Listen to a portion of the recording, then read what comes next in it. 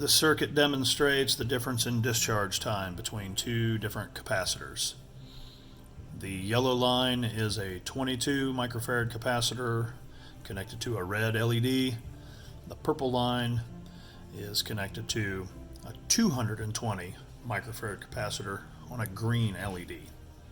Same style of buttons, same resistor values on both sides, same transistor on each side, a 547 NPN, and they're all connected to the same power supply, 4.2 volts DC.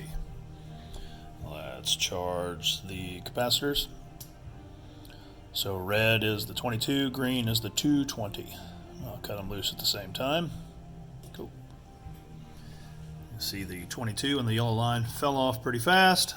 The purple line of the 220 with the green LED still illuminated, much longer on the discharge, much more capacitance, much more electrons to give. Turn the light on so you can see the circuit.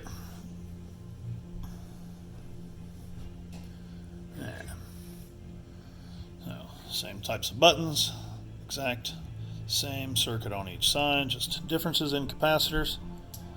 Charge